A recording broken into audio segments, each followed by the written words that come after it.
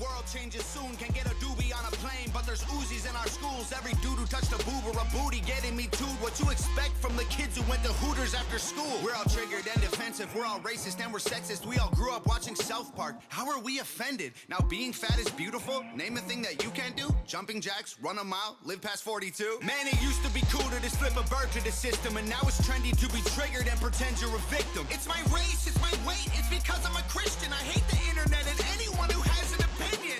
And everybody angry if you say white. Okay, fine. Pass me the brush and I'll paint my face to the shades right. Let's talk about abortion. Sorry, tell me how this works. Bacteria is life on Mars, but a heartbeat isn't life on Earth?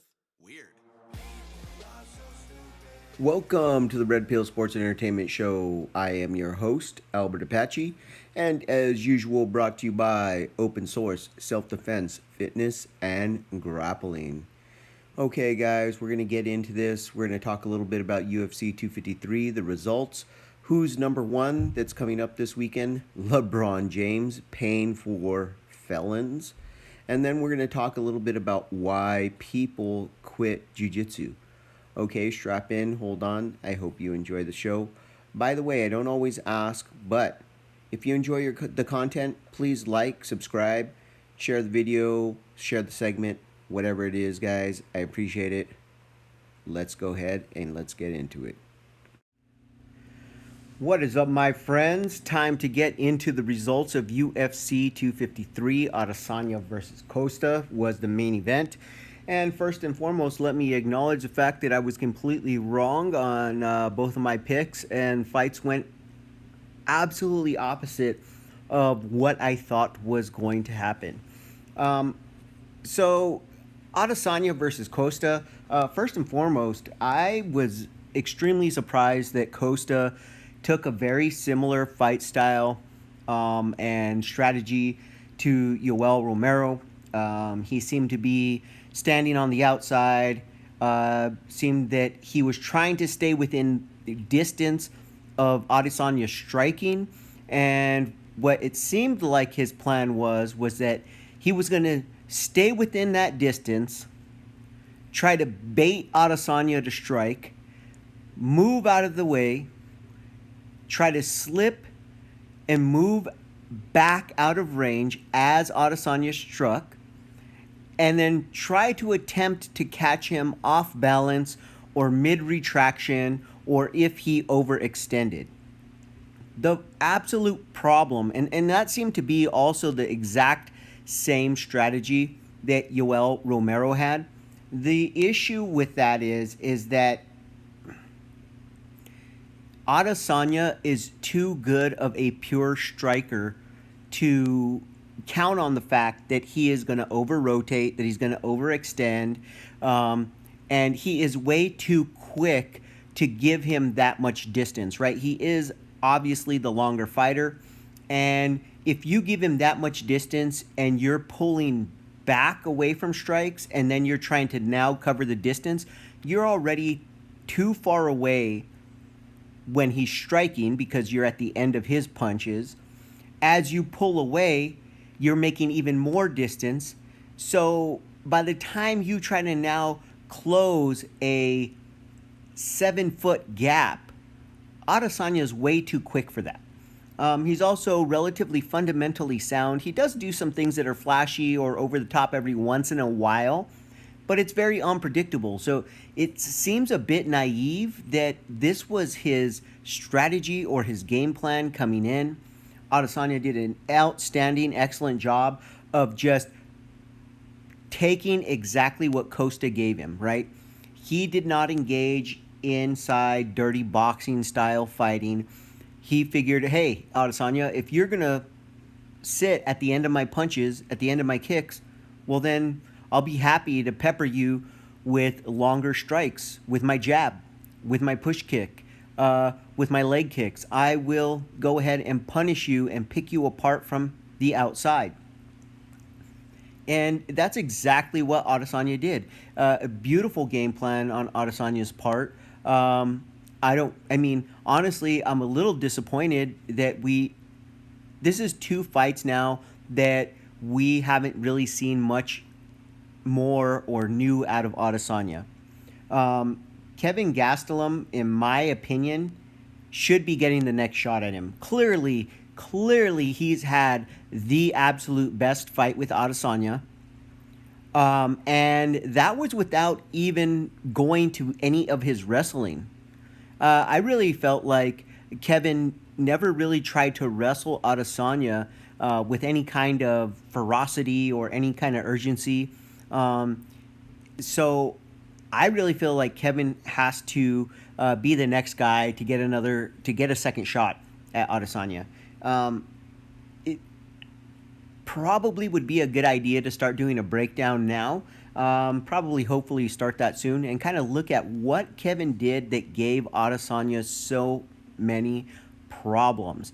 Because he absolutely did. And I think the biggest thing is he wasn't scared. He was not scared of Adesanya. He wasn't scared to exchange. He wasn't scared of his power. He came in, he closed the distance under control. Like, just off the top of my head, remembering the fight, I remember that he was not scared at all of Adesanya's power or precision of catching him on the way in. He bit down on his mouthpiece. He came on in, and of course he tried to take angles coming in. He wasn't reckless in the way he came in, but he also did not pay Adesanya striking so much respect to the extent that it froze him from doing what he knew he needed to do. And I think a big part of that is that when you are Kevin Gastelum in this particular weight class, right, in the middleweight weight class, Kevin Gastelum is relatively short. I don't just mean in stature, like as far as height, but also in his reach. He's relatively short compared to most other fighters in the division. So he's no stranger to having to close the distance. I think that because Costa and Yoel both are of more average height and average length within the division, I think that's why they were very perplexed, had no real answer to how to get inside Adesanya if he was essentially content with picking them apart from the outside, right? He was content with standing on the outside and landing long, rangy strikes till it set up the power that he eventually caught Costa with. And what can you say? It was an outstanding, beautiful game plan, and he did absolutely all the right things. Which brings us to Jan Blachowicz crushes Dominic Reyes. Wow, I did not see this coming at all. I knew that Jan had the Polish power. I absolutely understood that Jan brought a lot of power into the octagon. That being said, I didn't feel like this would be a power punching match, like strictly power punching. To be completely honest, watching Reyes fight, he just looked like maybe he was never in the fight. Mentally, I don't know. He just didn't look like the same guy, if I'm being 100% honest. And I don't mean to say that to make an excuse for Reyes. I'm not saying that to make an excuse for my pick. Clearly, the hopes that fans of his, like mine, had for him were greatly diminished in this fight. I think maybe either he had some type of entitlement kind of mentality, thinking like Jan was supposed to be intimidated or allow him to warm up and get into his game and pay him more respect, given the way he performed against John Jones. Maybe the pressure of he knew that this fight was for the title and it was up for grabs and essentially his for the taking. Maybe he felt pressure due to the fact that maybe he legitimately felt like, hey, I won the fight against John Jones and this is my first title defense. Either way, it seemed like something about the fight, something about the stage, something about this particular matchup just proved to be more than what Reyes, was prepared for. And let's just be honest, the way that Jan came at him, Jan just came at him throwing heavy power in every single shot. And maybe that was Reyes's game plan. Maybe he expected that, and maybe he thought, I'm going to let this guy throw heavy leather. He's never gone 5 rounds. I now have experience of 5 rounds. He's never gone 5 rounds. I'll, let him throw leather heavy and hard for a round or two. Let him punch himself out. I'll cover up. I'll keep distance. I'll try to slip some, and I'll try to smother some, and I'll just stay just enough active so that I'm still in the fight and I don't give up a 10-8 round. And maybe it just backfired. I mean, I have no idea. All I know is that was not the Reyes that we've seen. Hopefully for him and his coaching and his team's sake, they're able to regroup and get back on the winning track in the next fight. Really disappointed. I honestly don't know that Jan is going to hold on to this title very long. He is an older guy. He's already 36, which, in the UFC, if you're 36 years old, pretty much you might as well be getting close to 50, right? I mean, 36 is relatively old to be a UFC champion, with a lot of young guys coming up at you and firing away. I can't believe that there aren't a ton of guys in the light heavyweight division that are now going to want their shot at Jan. I would not be surprised to see something similar to what happened when Anderson Silva finally gave up the title, lost the title to Weidman, and we saw Weidman kind of do a couple of defenses, and then once the title slipped out of Weidman's hands, it's bounced around quite a bit. Really, there's not been anybody who's been super dominant for an extended amount of time as the middleweight champion. People are pointing to Adesanya as far as his win streak, and that's great and that's fantastic. I'm not taking his win streak away from him.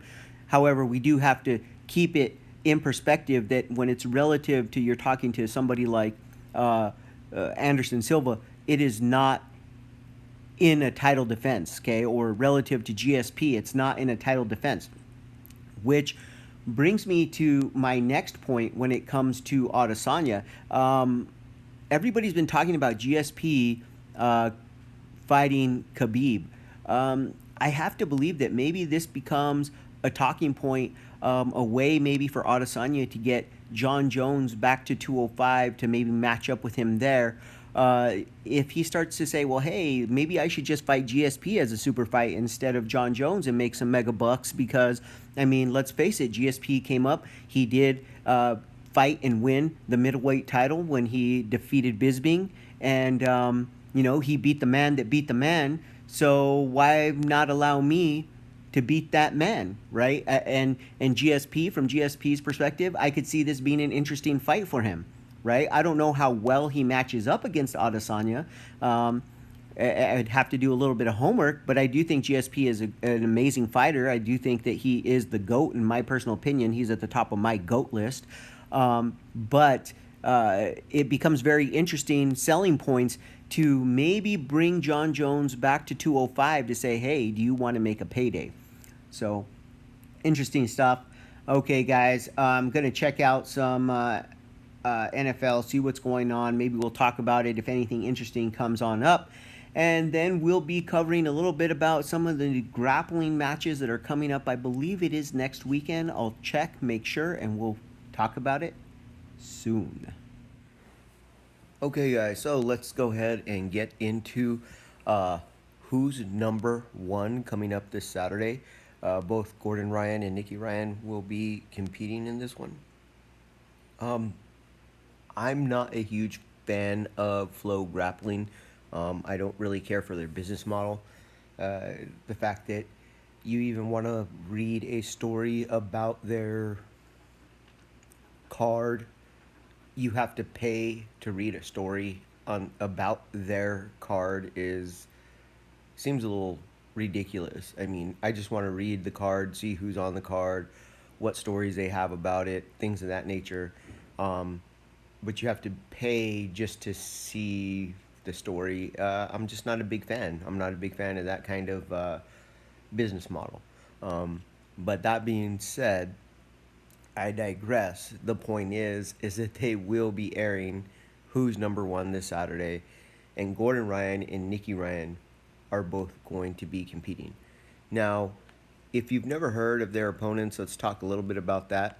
Um, Gordon Ryan will be fighting Matthias Deniz. I believe that's how you pronounce his last name. Um, this guy is very good. Last year he did fight Craig Jones at ADCC. Uh, Very good match. Um, really strong competitor. Really smart. Uh, did an excellent job of shutting down a lot of the things that Craig likes to do from the Z guard. Now, does that mean that he specifically went in with a plan to shut down the Z guard, to shut down what Craig likes to do? Or does that mean he's just, you know, really, really good? I have no idea. I have no idea. What I do know is that he looked very good against Craig Jones. He looked like, you know, it was a great match. He ended up winning on points, and you know, yes, Craig could have maybe done some things to get it into overtime. I know a lot of people argue that. You can watch the match yourself. I believe it is on YouTube, um, and it is a really good match. That being said, I am much more interested and excited about the Nicky Ryan uh, opponent. His name is Tony Ramos. He is a former national champ NCAA wrestler or U.S. Team USA, I believe, national team member. Um, this guy is really, really good. Uh, he is at the pinnacle, or at least he was at the pinnacle of wrestling. Um, and the reason why I'm so excited about this is that I have to say that I really am enjoying the direction that John Danaher seems to be taking Henzo Gracie, the academy, um, filling in gaps that the jiu-jitsu community seemingly had. And what that was dictating how to get the fight to the ground. Um, so what you've noticed in MMA quite a bit is that, let's say, for instance, uh, let's look at Damian Maya. Um, you know, Damian Maya is high level for 99% of the population. That being said, when he gets up into that higher stratosphere within his weight class in the UFC, top five or so, um, it starts to become very hard for him to get takedowns because his boxing and his wrestling is not at the pinnacle, right? So while his jiu-jitsu skills, his submission skills off of his back, or if he can get on top, are outstanding, his ability to get you to the ground is not at the same level as the rest of his grappling. You also would see this in all of the new, you know, submission only no gi tournaments that have started to become popular. It looks like this is the vein that is going to be mainstreamed, that's going to be more entertainment friendly and therefore more fan friendly. Um, you see this in no gi formats as well, where butt scooting tends to make for a very uh, boring exchange, right? Something that is not fan friendly, something that is not friendly to market. Not only that, but you see that, for instance, Nicky Rodriguez, just what was it, 2 years ago, comes in, he's a blue belt, and he has a tremendous level of success at ADCC based mostly, like predominantly, on his ability to wrestle, on his ability to get the takedown when he wants the takedown, um, and then controlling the match from there. Uh, you look all across, uh, you know, the different combat forms. If there's takedowns, if there's grappling allowed in a contest, it seems that where jiu-jitsu guys struggle is when they're matched up with somebody, whether it be a wrestler or a judo player, that can, how would I say, deny the typical takedowns, or will deny going to the ground, right?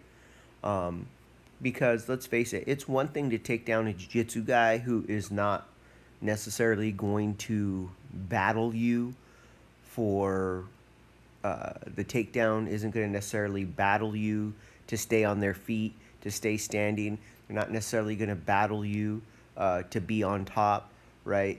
They're fine working from their back. They're comfortable there. So it's one thing to take that person down. It's a whole different story to take down somebody who's a judo player, somebody who is a wrestler, whether we're talking, collegiate, wrestling, folk style wrestling, or we're talking catch wrestling. Those guys tend to like to be on top much more, and they also tend to have a stronger takedown game, and also they have the ability to, or don't like to, I don't know which one it is, like to be taken down. So they fight the takedowns much, much harder than you would see in, let's say, IBJJF, right? When you're used to getting points for the takedown, and that's the only way to get points, for instance, in collegiate wrestling, well, not the only way, but one of the predominant ways of getting points, it becomes integral. It becomes a focus in what you're studying. And it seems like Danaher is taking his school in the direction of, we're going to fill this gap when it comes to no gi. You're going to understand how to wrestle. And I think that the wrestling aspect is, it's not that I don't dislike judo. I think judo is great. I think it's great for self-defense. I think it's great for jiu-jitsu players, for tournaments and things of that nature. That being said, I think that there's a certain level of wrestling you have to have when you're talking about no gi, when you're not allowed to grab a hold of clothing, when you can only control with, collar ties and grips on the arms. I think there's a certain level of control that you have to have that comes through wrestling, essentially. And so I am super excited to see this match, to see what direction Danaher's been taking this new generation of grappler in Nicky Ryan, and seeing how far his wrestling has progressed. Now, all that being said, there is one more match that is very, very interesting to me on this card.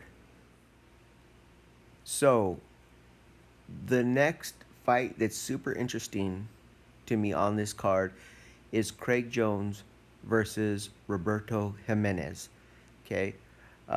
If you haven't been paying attention to Roberto's career and you're in jiu-jitsu, you probably should start to take note right now.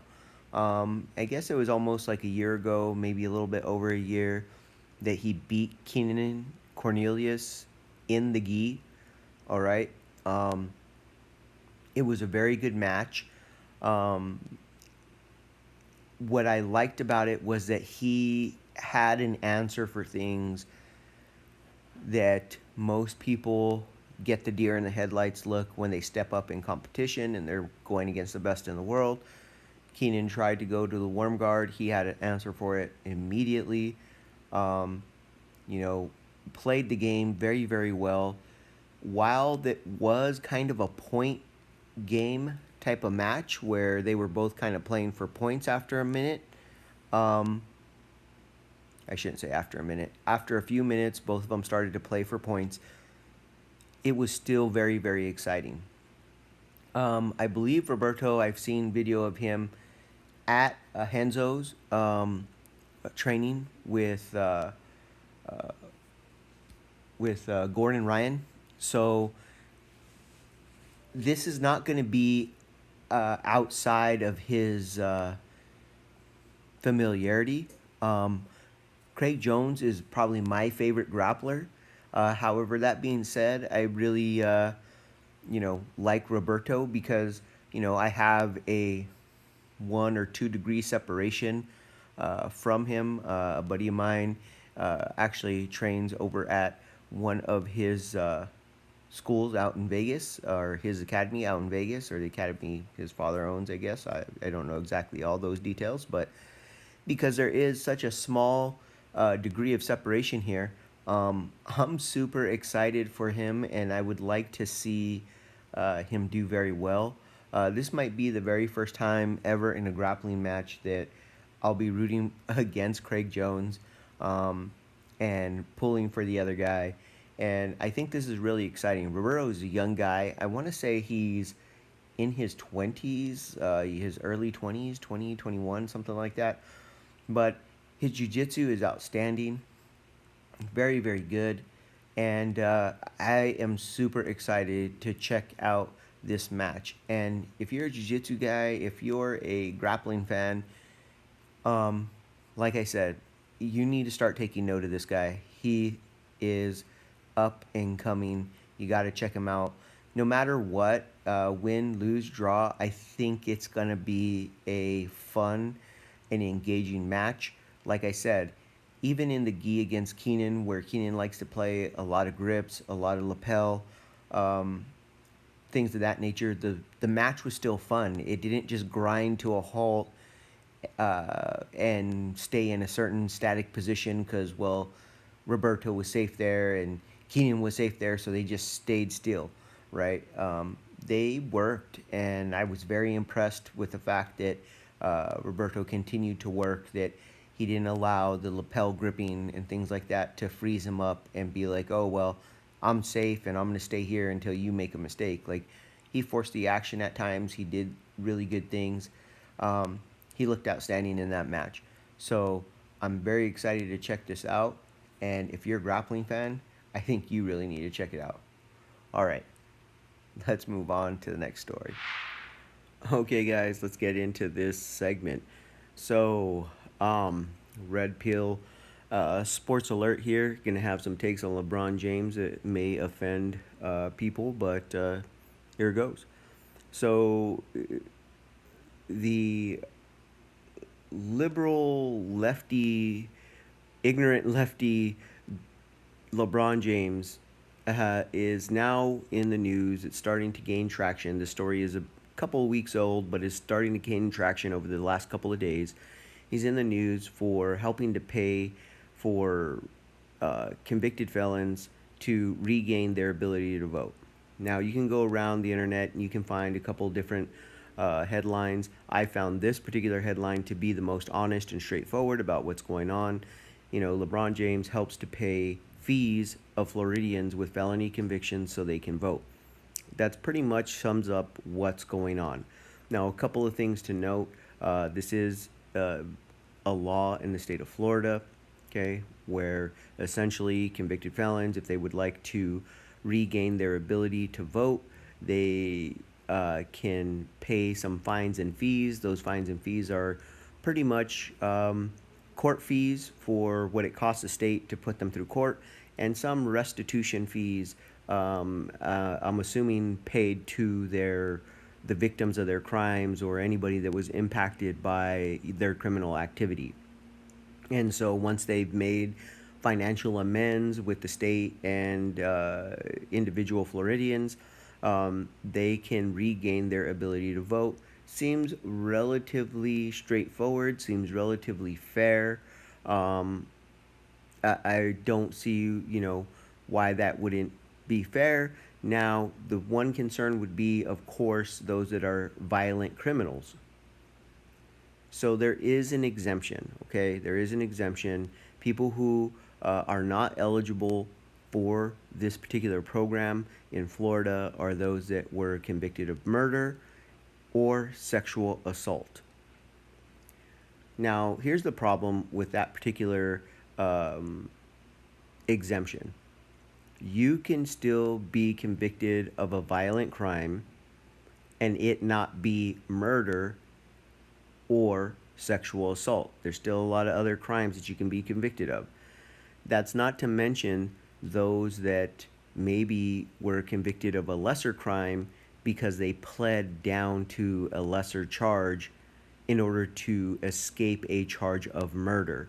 So let's say maybe somebody pleads to aggravated assault or manslaughter or wrongful death or something of that nature, uh, so that they escape a murder charge. Okay,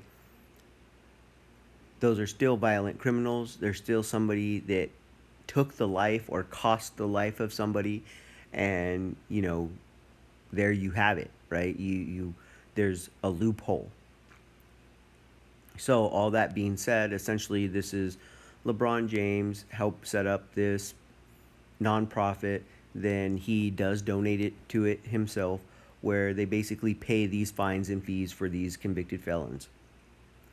This is a really bad look for LeBron James. It's a really bad look for the NBA with all the wokeness that they've been pushing, even to the extent of the WNBA. I mean, you talk about out of touch, nonsensical, uh, just malarkey. I can't even explain it. To put the name of Jacob Blake as a woman on your jersey and quote unquote support Jacob Blake is probably the most out of touch, egomaniacal, absolutely ignorant thing, uh, publicity stunt that you can do. Okay? You don't know the facts of the case, but you're going to put this guy's name on the back of your jersey. You know that more and more information is coming out about that particular case. Turns out the guy was charged with sexual assault. He had a restraining order, and he was there confronting, and I'm just assuming, probably intimidating, right, the person that he had been charged with this crime. So somebody who accused him of sexual assault proved enough to get charges, okay, to get charges on him. They gave enough information to the police officers for charges to be filed. They gave enough information for there to be a restraining order, okay? And he's over there intimidating them. Then he goes and he takes their keys. Now, the part about being shot in the back, because context matters, right? Context always matters. Let's forget that he was reaching into the vehicle, and we've seen it play out a number of times. Officers, we see the video of it. You can look them up on YouTube of officers allowing somebody to reach back into a car, not pulling the trigger, not tasing, not doing whatever, because they're trying to restrain themselves, and the person turns around, shoots them dead, right? So we know that it happens. So let's just throw out let's not even consider that.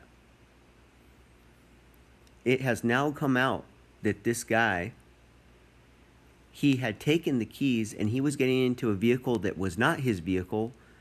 The kids that were in the back of the vehicle may or may not have been his kids, or one of them may have been his kids, but either way, they were her kids.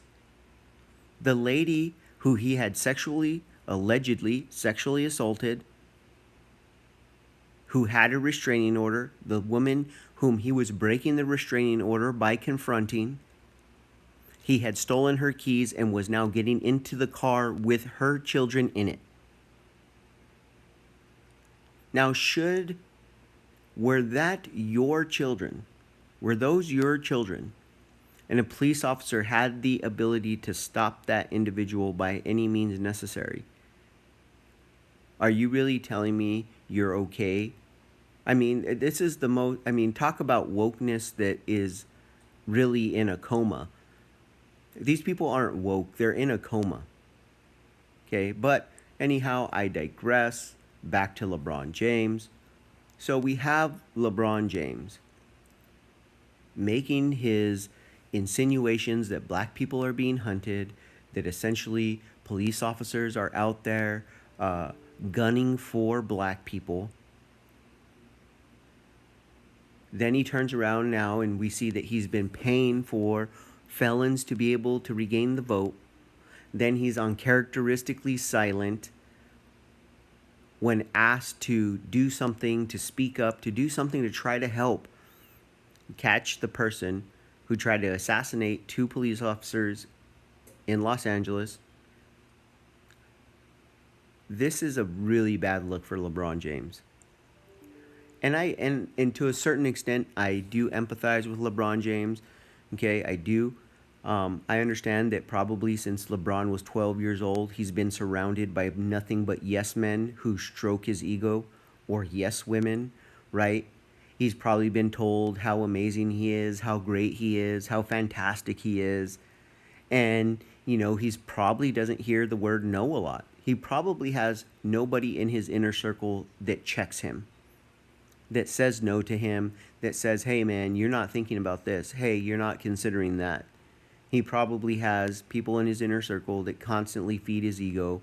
So LeBron James thinks it's perfectly fine that he's the one that is speaking truth, and it's everybody else that's out of touch. So I empathize with that. I understand where that he could be coming from that place. That being said, this is a really bad look for LeBron James. It's a really bad look for the NBA. The NBA is losing ratings by the tons. And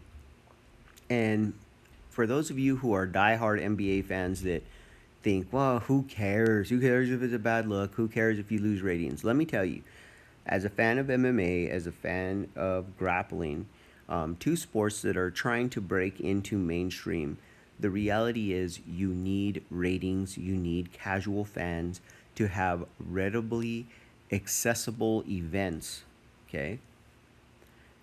When the UFC was still young, what I'm talking about is probably pre-UFC 150, so 150 and below. It was really hard to get news, to find out what was going on in the world of MMA. Who was going to fight who was injured, who wasn't injured, what cards were coming up, what fights were planned, who was fighting in what organization now. All those things was really, really hard. You go to pre-UFC 100, oh, it was a chore. If you go pre-UFC 50, you pretty much didn't hear about it till it was already like on a VHS tape and all fuzzy, and then you're like, what? The UFC, they had an event? Okay, so I can tell you as a fan of sports that are not widely distributed, okay, that are not mainstream, especially here in the United States, you need that. You need it. And so LeBron James, I mean, we many times talk about the duo of Larry Bird and Magic Johnson. As NBA fans, we many times will talk about them as being the two players that really brought the NBA to the forefront, really brought the NBA all the way back, right? You had Dr. J a little bit, and he did a lot. And then, the next mantle where it really exploded in popularity was under the Bird Magic rivalry, Boston Lakers. And then, of course, you had, Michael Jordan come in after that and really explode it even further. LeBron James is quickly becoming, rather than the player that exploded the NBA, he's quickly becoming the player that's imploding and destroying the NBA. I mean, everything from his nonsensical, ignorant political stances that he takes, right? That they're nonsensical because a lot of times they're paradoxical, right? If you really listen to what he's saying, he contradicts himself. He's out of touch with the fan base.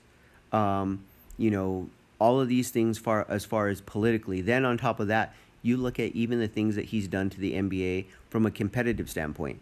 Oh, well, we're no longer going to try to be rivals with the greatest players. We're going to go find ways to team up with the greatest players so we can have these super mega teams. Like, that's not fun as a fan to watch, right? I mean, it's fun. The circus is fun, right, for, you know, the first 15 minutes. But after a while, you don't want to go to the circus every day. When you see the circus every day, it's not fun, right? When it's the all-star weekend, every single weekend, it's no longer special. So, I don't know, man. LeBron James, this guy, he's really got to get his act together. He really needs to incorporate somebody in his inner circle that's going to tell him no, somebody that's going to be his check man. All right, man. That's what we got for this segment. Let's see if we can squeeze in one more, and then we'll get out of here. What is up, guys? Let's go ahead and finish up this show or episode with the last segment. Something I've been wanting to talk about a little bit since I saw this article quite a long time ago. First time I came across this article was probably over a year ago, and it was just talking about why people quit jujitsu. So it's something that I've pondered quite a bit, and I've come to three basic reasons why people quit jujitsu. Now, what I've done is I've kind of looked at this as a whole, as an entirety. So I'm answering this question in general for, I would say, the top three reasons, and it would be for the primary group of people who roll jujitsu, which is men between the ages of, 18 and 45, right? I would say that's essentially who rolls jujitsu. That's the bulk of the jiu-jitsu community. So, first and foremost, the number one reason people quit jiu-jitsu is bad spousal support. Yes, they quit because their wives or girlfriends nag at them that they spend too much time doing jiu-jitsu. They spend too much money on jiu-jitsu gear. Like, we see memes about this in the jiu-jitsu community all the time, but the reality is it's a real thing. Now, fortunately for myself, my wife is not a wife that complains about the amount of jiu-jitsu that I train, nor does she complain about the gear that I buy for jiu-jitsu, whether we're talking gis, rash guards, fight shorts, mouthpieces, you name it. Mats to train on, you name it, she doesn't complain about it. It's my thing, it's what I do. She has her own hobbies, and she spends money on her own hobbies, and that's what we do. This one is one of those where I feel like this isn't an attack directly on the individual male. It's more of an attack that's been going on for quite some time, that's within our culture, that attacks masculinity. And the reality is that a ton of women feel very uncomfortable with the idea of a group of men that get together to be men. And I mean, because let's face it, right? Whether you're talking straight guys, whether you're talking gay guys, metro guys, ABCD, LGBT, spaghetti, alphabet soup, it doesn't matter. Primarily in every gym, in every academy that trains a grappling art or trains a fight art, it's primarily made up of men. The adult class is primarily made up of men.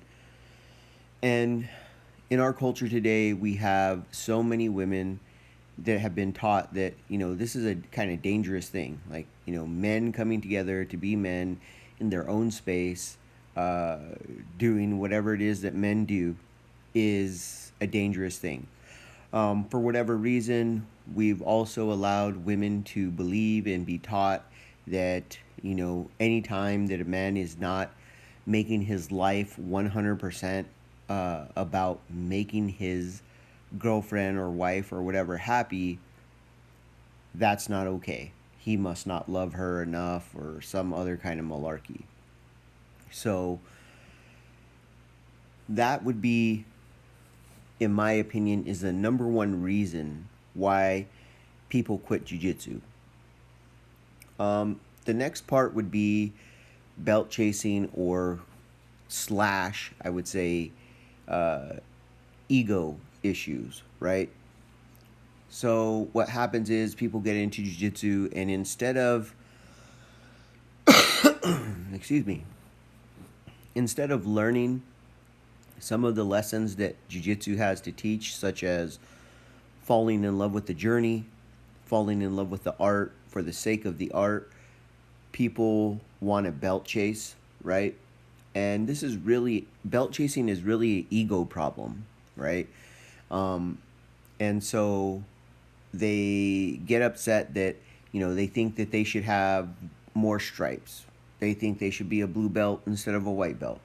They think that they should be a purple belt instead of a blue belt. They think that, I'm better, I'm 18, I'm a blue belt, and I tap, the 40-year-old purple and brown belts in my academy. I should be a brown belt, with no context of like what that means, right?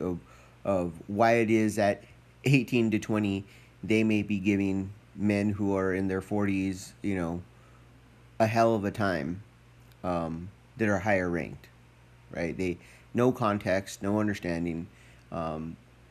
Maybe they're saying that, telling the coach that they want to be competitors. So in blue belt division men, they're finishing, third place at the best, and really deep. That's usually where you have a really deep set of competitors. So they're like finishing third at best. They can't really get, sometimes not even getting on the podium, but then they're complaining that they want to be, a purple belt or a brown belt or whatever. Again, that's an ego problem, right? That's not, belt chasing comes down to an ego problem.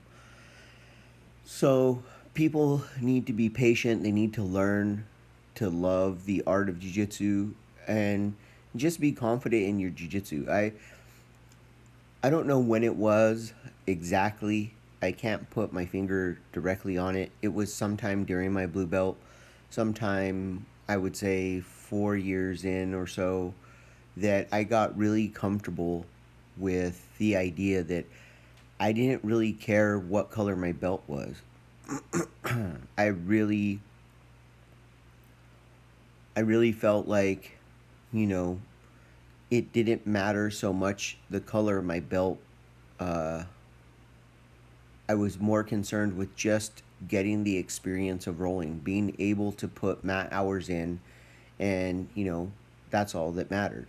So I would say, the number two reason would be ego, right? The number two reason would be ego. So people, their egos get crushed. Let's just be real about it. Jiu-jitsu can be a ego crushing martial art. Like I said, you could be a 40-year-old guy. You could have trained, 6, 7, 8 years, be a purple belt, brown belt, be very good for you, especially for your age and all those things considered. And then you have this hot shot, I've been wrestling in high school for 4 years. I wrestle low-level Division 1, wrestling, pick up jiu-jitsu, and 6 months in, he's smashing you and making you feel like, and he's maybe even in your weight class and making you feel like, my goodness, I'm ineffective. It can crush your ego. So I think that the number one biggest lesson that people need to take away from jiu-jitsu is to enjoy the journey. Just enjoy the journey, and don't worry so much about the color of belt around your waist. Do jiu-jitsu for the love of jiu-jitsu. Pick a gym for the love of the gym. Pick an academy for the love of the academy. Don't pick an academy because they're going to progress you at the speed at which you feel is acceptable, right? Which brings us to the number 3 reason why I think people do jiu-jitsu. Um, and that is the lack of building relationships both on and off the mat. What I've noticed, what I've come to notice is that the academies that have a core group of guys, the academies that tend to have a lot of success, also tend to build relationships on and off the mats, right? And they encourage relationships on and off the mats with their students, right? So, for instance, you do promotion day, right? You do days where you do something fun, right? Maybe you take a day off of we're gonna roll and you do something else that night that you involve, your your students to come and have a good time.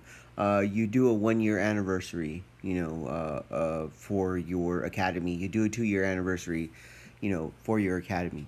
You do open mats. You do open mats with themes. Maybe you find out that somebody is a veteran and you go, hey, we're going to do a veterans open mat. So we're going to open the mat to any veteran, any affiliation. It doesn't matter. They'll just sign the waiver and it'll be free to any veteran. You do things where you support, maybe you have that handful of females, so you support your females and, hey, we're going to do an open mat. It's just all females, any affiliation. These types of things really encourage, people to build relationships with one another. So when you have a friendship in the gym, that makes you enjoy going to your gym even more so than just showing up for the technique. And then having those relationships off the mat. Like, are you encouraging? Are you inviting? Are you doing things as a academy member to be like, hey man, you want to watch the Flow Grappling this weekend? Hey bro, we're gonna go watch, the UFC card at Buffalo Wild Wings or the local pub or whatever. Do you want to go? Are you encouraging that your team members, that your students are being friends off the mat? Now, everybody is not going to like everybody, and I'm not trying to be naive. And just like a workplace, just like any other environment, everybody is not going to be friends with everybody, right? But you need to at least cultivate, okay, a good friendly atmosphere, right? So that people feel like they're part of a family, they're part of a team, that they have relationships outside of this is just a place where I come. And we all have had that experience with workplaces, right? We've all worked those places where we were kind of sad to leave or to see somebody leave because we had friendships with them that extended beyond work. And then we've all worked in places where it was like, I come here, I punch a clock, I do my thing, I get out, right? Everybody's had that experience or those experiences. So the places that were hard to leave, that were hard to move on from, were places where you had friends. Well, similar with your academy, right? And then kind of the outlier reason why some people will quit jiu-jitsu, okay, is if a academy leader, academy owner, right, does not have the stones to get rid of a cancer for whatever reason. Maybe that person trains a certain style or a certain thing that is hard to replace. Maybe that person has been a friend for a really long time. maybe that person is, I don't know, a great closer and closes a lot of people that walk into the academy, right? Who knows? Maybe this person knows a lot of people and has a lot of connections, and gets freebie things for the academy. However, that person also tends to be a Cancer, and what I mean by a Cancer is, I mean, they do things that are inappropriate, right? Maybe they're inappropriate with females. Now, believe it or not, there are men out there still that act this way. I know it's not, every single man, right? And it's not very masculine to act this way, but kind of is demeaning towards women, right? Not that he asserts his masculinity, but he actually diminishes femininity, right? That's the only way for him to feel like he is a man. So you get those guys sometimes. Maybe they're kind of overly sexual, overly suggestive. That'll turn off, of course, your female students, maybe cause them to leave. You maybe, will even cause some of your male students to leave because they don't want to associate with that. Or they get the impression early on, if they're a younger student, just coming in, and I don't mean younger in age, but younger in the time they've been with you, they see that and they think, oh, this must be how this gym is, so they leave. You can have a Cancer where somebody is just continuously always overly aggressive, overly rough, does not care if they hurt their training partners, right? Every once in a while, you'll have somebody who's trained at your gym that's been training for a while, and they're more than quote unquote the enforcer, because they really don't enforce anything. They just roll super hard, really spazzy, no control. Every single submission they hit, they try to hit it at 100 miles per hour with every single training partner. Meaning that, sometimes they're hurting people. That can be a Cancer in your academy, right? I once knew a guy who was a Cancer because he constantly whined and complained that he should be a higher belt level than he was. He ended up getting promoted to purple belt, and he had no business being a purple belt. And I knew this, and I wasn't even, I had maybe just become a blue belt. And how did I know? Because he and I would roll and have pretty decent rolls, pretty good trading off, and rolling with him, especially now looking back, okay? This guy's fundamental ideas and techniques were not where they should have been, and he would essentially just flail in the general right direction. He wasn't actually applying techniques. He wasn't actually looking to use concepts. He would just kind of flail his body around in the general right direction. Like, oh, I know I'm supposed to hip out kind of to the left. So, like, his whole body, he'd kind of hip out to the left, kind of spazzy, kind of hip out to the right. When he slowed down and he used control, his technique could look good. But at speed, at combat speed, at sparring speed, it was a little bit spazzy, right? And so you have different levels of Cancers that you can have in your gym. So, that would be another reason why people might leave or quit jiu-jitsu. Now, of those things, the things that, you can do about those personally is, number one, I've talked about this before, but if you have a wife or a spouse that tells you to quit jiu-jitsu, you just have to tell them no. You're not going to do it. You have to be uncompromising. And some people will say, well, what if that costs me my marriage? Guess what, homie? Be real honest with you. If that costs you your marriage is already over. If that costs you your relationship is already over. if your spouse or your girlfriend essentially tells you it's me or jujitsu, or she decides she's gonna quote unquote cheat on you because she's quote unquote lonely because you spend too much time at jujitsu, your relationship was already over, bud. So that's something you can do about the first one. The second one, start to learn the lessons of jiu-jitsu, the deeper lessons of jiu-jitsu, and enjoy the journey. And even if your academy owner, even if your coach is not encouraging relationships off the mat, then you take it upon yourself and you do it. Extend a hand of friendship to a handful of guys outside of the gym, off of the mats, on the mats as well, but on the mats, off the mats. Hey, why don't we get together and watch a fight? Why don't we get together and watch the flow grappling that's coming up, or whatever the case may be? Why don't we go to this tournament together and, we'll travel out of state and go to this tournament together, or something like that, right? So that you're building these networks of friendships.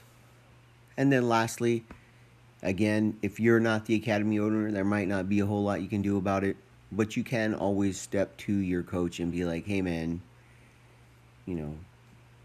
Joe Bob over here, this guy is, acting not appropriate with the females. He's going way too hard with these kids.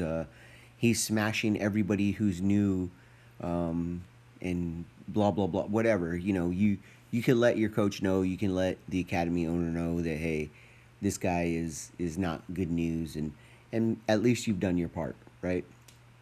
So, anyhow, guys, that's what I got. We're gonna go ahead and wrap up this episode, and hopefully we'll catch you on the next one. It's going to take me some time to put together the review, so bear with me.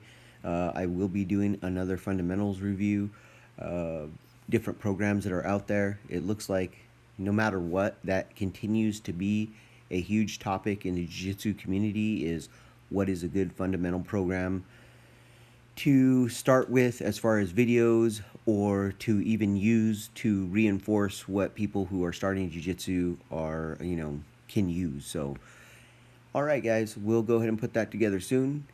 And until then, remember, be practical, be purposeful, get fit with a purpose. I'm praying that the world changes soon. Can get a doobie on a plane, but there's Uzis in our schools. Every dude who touched a boob or a booty getting me too. What you expect from the kids who went to Hooters after school? We're all triggered and defensive. We're all racist and we're sexist. We all grew up watching South Park. How are we offended? Now being fat is beautiful. Name a thing that you can't do. Jumping jacks, run a mile, live past 42. Man, it used to be cool to just flip a bird to the system, and now it's trendy to be triggered and pretend you're a victim. It's my race, it's my weight, it's because I'm a Christian. I hate the internet and anyone who has an opinion. And everybody angry if you say white. Okay, fine. Pass me the brush and I'll paint my face to the shades right. Let's talk about abortion. Sorry, tell me how this works. Bacteria is life on Mars, but a heartbeat isn't life on Earth? Weird. People are so stupid.